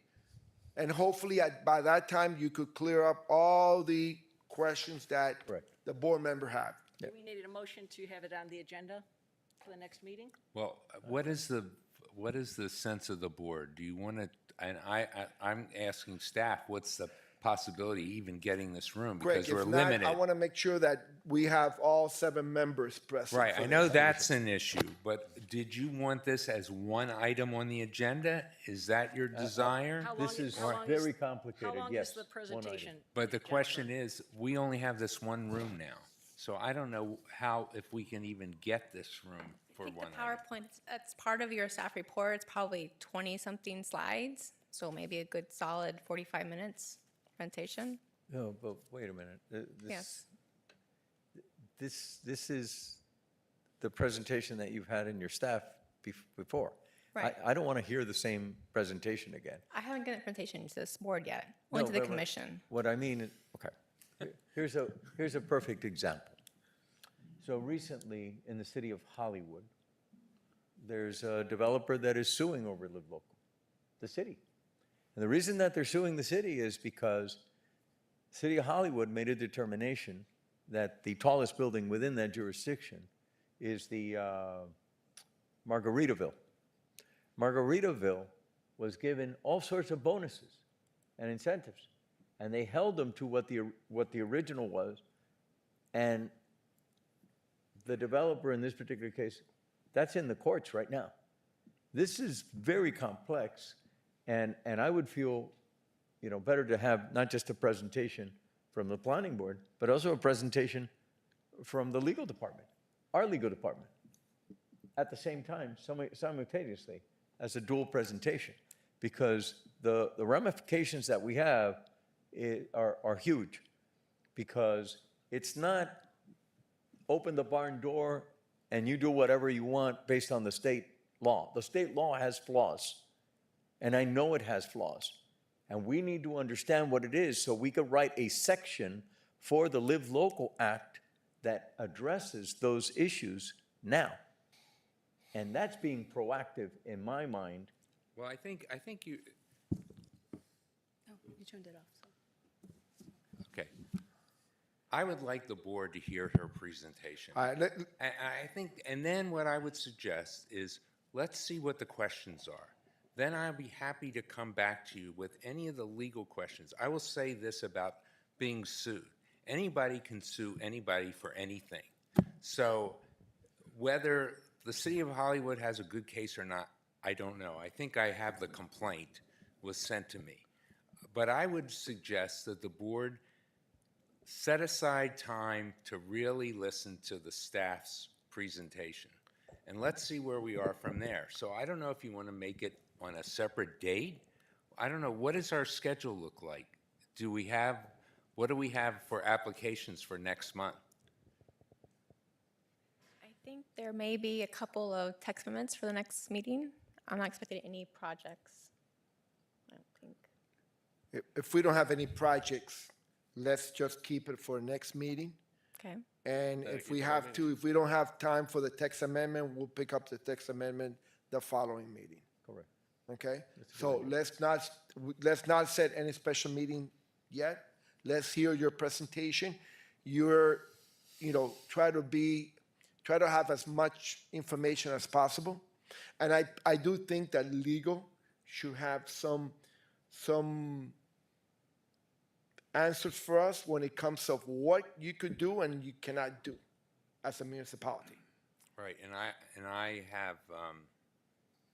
I think the presentation will reflect that, but we will supplement it. Okay. All right? So do we have a motion? Do we have to defer this item to next meeting? I make a motion to defer to the next meeting, this item. Do we have a second? Second. All in favor, say aye. Aye. Aye.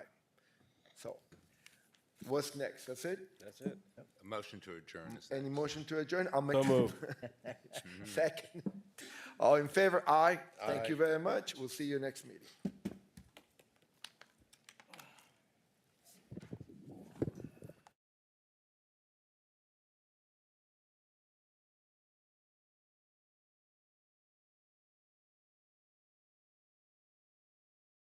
Recording stopped.